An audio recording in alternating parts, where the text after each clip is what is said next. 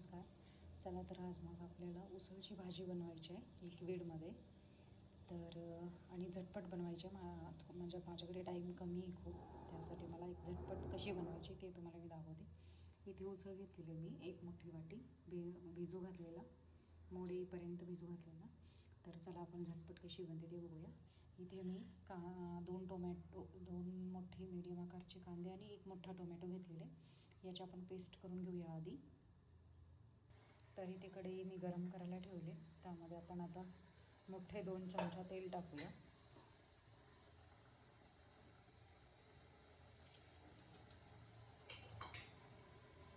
आपण हे बघा, आपण इथे कांदा आणि लसणाची पेस्ट करून घेतलेली आहे. आपण आता ह्याच्यामध्ये टाकून घेऊया.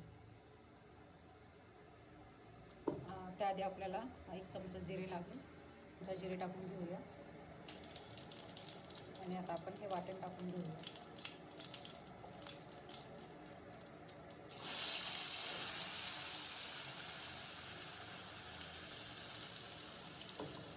तर हे बघा, आता आपण वाटून टाकून घेतलेलं आहे आणि आता ह्याचा कच्चापणा पूर्ण जाईपर्यंत मस्त तेलामध्ये आता परतून घेऊया.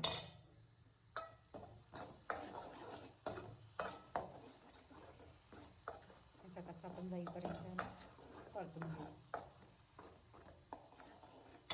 आपल्याला 1 चमचा अद्रक लसणाची पेस्ट टाकायची. मला पेस्ट असं परतून घ्यायचं आहे याच्यामध्ये.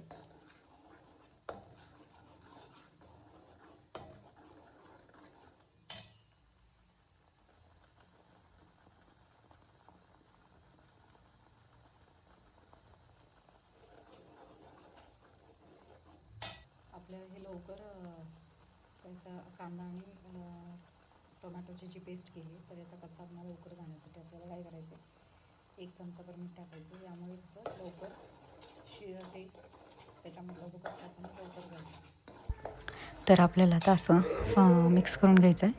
तर यामध्ये बघा, मी 2 चमचे काळं तिखट टाकलेले आणि त्यामध्ये गरम मसाला टाकलेला आहे 1-2 चमचे.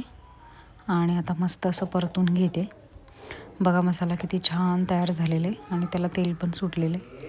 आपण काय केले, आता हे आपण जे भिजून मोड आलेलं जे मटकी घेतलेले ते बघा आपण त्याच्यामध्ये घालून घेतले आता आणि मस्त परतून घेतले आता.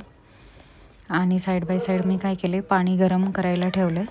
सो त्याने काय होतं, मस्त अशी तर्री येते. गरम पाणी असल्यामुळे थंड पाणी नाही घालायचं. तर हे बघा, आता मस्त असं मसाला मिक्स करून झाल्यावर आपण त्यामध्ये आता गरम पाणी घालूया. म्हणजे आपल्याला कितपत हवं आहे तेवढं.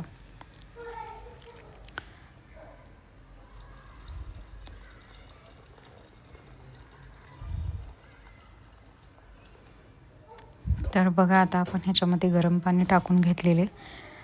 तर बघा, आपण गरम पाणी टाकल्याच बघा त्याला कसं तर्रीसारखं असं कलर येतो. आणि मस्त आता ह्याला उकळी मारून घ्यायची एकदम असं मोठ्या ह्याच्यावर गॅसवर. आणि याच्यामध्ये उकळी मारून घेतली ना, मस्त अशी बघा साईडला किती तर्री आलेली आहे. आणि वरून आपण थोडी कोथिंबीर पण टाकलेली. मस्त अशी उकळी मारून घ्यायची. तर तुम्हाला पण आवडली असेल तर तुम्ही करून बघा. रेसिपी आवडली असेल तर कमेंट करा, शेअर करा आणि सबस्क्राईब करायला विसरू नका. बघा आता फायनल काय लूक दिसतो.